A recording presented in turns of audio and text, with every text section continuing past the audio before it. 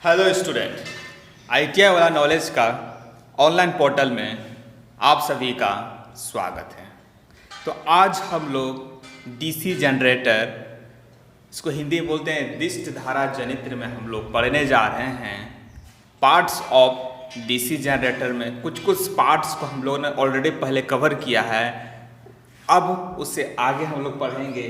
इस video lecture में हम लोग पढ़ेंगे brush lead, rocker plates, and cover, bearing, shaft and pulley, cooling fan, bed plates, eye bolt and terminal box. इतना चीज हम लोग इस वीडियो लेक्चर में देखेंगे। लेक्चर को शुरू करने से पहले आप जितना भी स्टूडेंट्स हैं, आप इस वीडियो को पूरा देखिए, उसके बाद ही आप अपना नाम, सेशन कमेंट कीजिएगा। राइट, तो चलते हैं आज का video lecture parts of DC generator में। जो पहला की लिए हैं ब्रश लीड।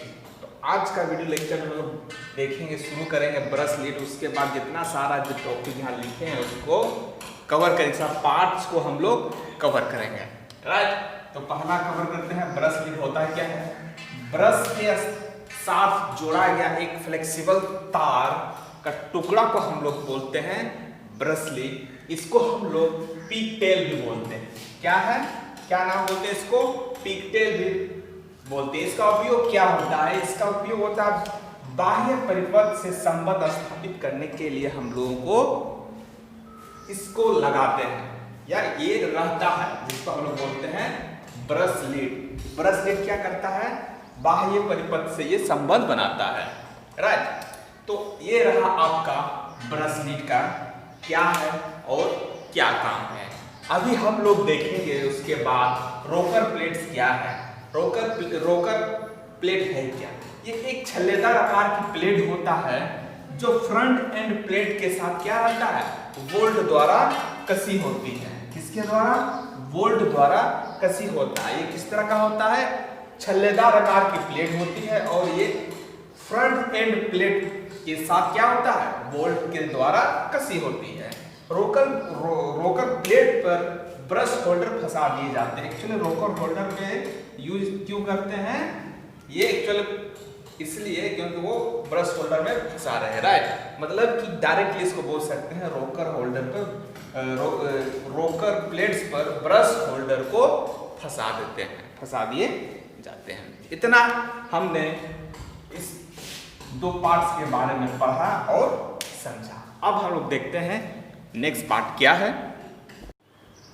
अब हम लोग देखते हैं एंड कवर। क्या देखेंगे? एंड कवर क्या होता है? जनित्र के बॉडी के दोनों ओर दो कास्ट आयरन से बने ढक्कन लगे होते हैं, जिन्हें हम लोग क्या बोलते हैं? एंड कवर बोलते हैं। इनमें बेयरिंग्स लगी होती है और मशीन को ठंडा करने के लिए कुछ छिद्र होती है। क्या इसमें क्या लगी होती है? इसमें बेयरिंग्स लगी होती है और मशीन को ठंडा करने के लिए कुछ छिद्र होते हैं। इन्हें हम क्या बोल सकते हैं? इन्हें हम एंड प्लेट्स भी बोलते हैं। राइट, कम्यूटेटर के तरफ वाले कवर को हम लोग फ्रंट एंड कवर और दूसरे साइड को हम लोग रियर एंड कवर बोलते हैं। राइट, क्या बोलते हैं? कम्यूटेटर साइड वाले के कवर को, कम्यूटेटर साइड वाले कवर को क्या बोलते हैं? फ्रंट एंड कवर, और दूसरे साइड को रियर एंड कवर बोलते हैं। तो इतना हम लोग ने जाना एंड कवर क्या होता है और क्या चीज से बना होता है। क्या चीज से बना होता है? कास्ट आयरन से बना होता है। अब मशीन के दोनों साइड कास्ट आयरन से बने ढक्कन से ढके हुए रहते हैं, जिसे हम क्या बोलते हैं? And cover. अब हम लोग देखेंगे बेयरिंग। बेयरिंग क्या होता है, कहाँ लगा होता है? राइट, मशीन में बेयरिंग कहाँ होते हैं? आर्मेचर शाफ्ट को बेयरिंग के द्वारा एंड प्लेट्स पर कस दिया जाता है। कहाँ पे कस दिया जाता है? बेयरिंग्स को एंड प्लेट्स पर कस दिया जाता है। राइट, अब क्या देखेंगे? बेयरिंग की कितनी संख्या होती है? हम लोग कोई मशीन में बेयरिंग की दो संख्या होती है, राइट। एक फ्रंट एंड कवर तक और एक रियर एंड कवर तक, राइट। दो बेयरिंग की दो संख्या होती है, राइट। छोटे मशीनों में क्या है, छोटे मशीनों में हम लोग जो बेयरिंग यूज करते हैं उसको हम लोग कौन सा बेयरिंग यूज करते हैं, बुश बेयरिंग। और बड़ी मशीनों में हम लोग बॉल बेयरिंग को यूज करते हैं। इसका मुख्य कार्य क्या है, बेयरिंग का मुख्य कार्य है आर्मेचर शाफ्ट को तीव्र गति पर घूमने की स्वतंत्रता प्रदान करना, राइट। क्या काम है इसका, क्या मुख्य कार्य है, आर्मेचर शाफ्ट को तीव्र गति पर घूमने की स्वतंत्रता प्रदान करना, ये बेयरिंग का काम है, राइट। तो अभी हम लोग जाना क्या है बेयरिंग। बेयरिंग आर्मेचर शाफ्ट को बेयरिंग के द्वारा एंड प्लेट्स पर कस दिया जाता है। इनकी दो संख्या होती है, छोटी मशीनों में बुश बेयरिंग और बड़ी मशीनों में बॉल बेयरिंग यूज करते हैं। और इनका मुख्य कार्य है आर्मेचर शाफ्ट को तीव्र गति पे घूमने का स्वतंत्रता प्रदान करना। अब हम लोग देखेंगे shaft and pulley, right. Parts of DC generator का अब हम देखेंगे shaft and pulley. Shaft and पुली क्या है इसको अभी हम लोग देखेंगे। आर्मेचर तथा कम्यूटेटर के लिए आप ये क्या बेस का कार्य करता है, आधार का कार्य करती है, राइट। बेयरिंग्स के द्वारा एंड प्लेट्स पर इसे कस दिए जाते हैं। कहाँ पे कस दिए जाते हैं, बेयरिंग्स के द्वारा एंड प्लेट्स पर कस दिए जाते हैं। या नर्म लोहे माइल्ड स्टील का होता है, किसका होता है, माइल्ड स्टील का बना होता है। और शाफ्ट के एक सिरे पर पुली कस दी जाती है, इसलिए मशीन को चलाने के लिए उसे कार्बन आदि से जोड़ने के लिए इसको हम लोग क्या करते हैं, प्रयोग किए जाते हैं सिरे, राइट। तो अब हम लोग देखते हैं शाफ्ट क्या है। आर्मेचर तथा कम्यूटेटर का ये बेस का कार्य करता है। और ये क्या एंड प्लेट्स के द्वारा, बेयरिंग्स के द्वारा एंड प्लेट्स पर कस दिए जाते हैं, राइट। किसका बना होता है, माइल्ड स्टील का, नर्म लोहे का, राइट। उसके शाफ्ट के एक सिरे पे पोली हम लोग कस देते हैं, जो मशीन को चलाने के लिए टर्बाइन आदि से जोड़ने के लिए प्रयोग किए जाते हैं। तो ये रहा शाफ्ट एंड पुली। अब नेक्स्ट हम लोग देखेंगे पुलिंग फैन। पुलिंग फैन क्या है, इसे अभी हम लोग समझेंगे। अब हम लोग देखेंगे पुलिंग फैन।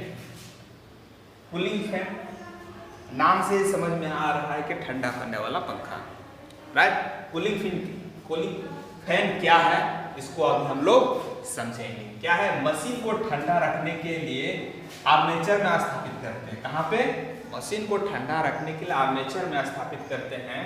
और ये कहाँ पे स्थापित होता है, कम्यूटेटर वाले सिरे के विपरीत सिरे पर स्थापित होता है। और ये पंखा जो बना होता है किसका बना होता है, कास्ट आयरन का बना होता है, राइट।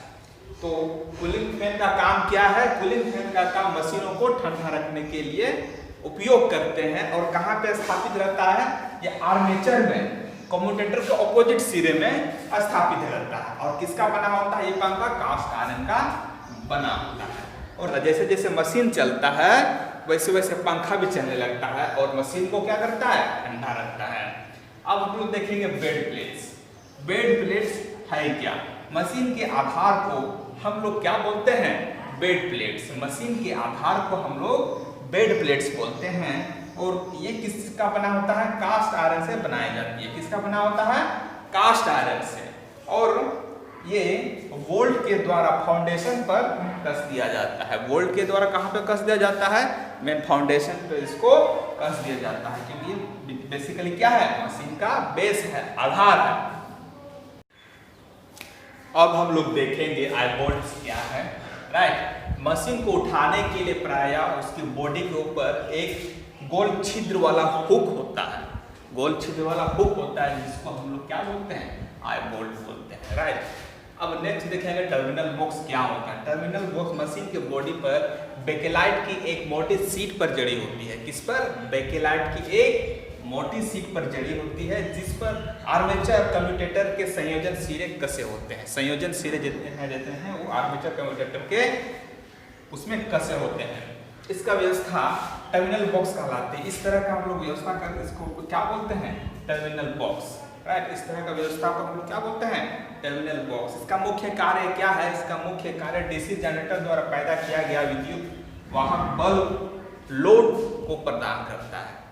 इसको क्या बोलेंगे हम लोग, टर्मिनल बॉक्स। टर्मिनल बॉक्स का मेन कार्य क्या है कि डीसी जनरेटर द्वारा जो विद्युत वाहक बल पैदा हुआ है उसको लोड तक प्रदान करने के लिए प्रयोग किया जाता है, राइट।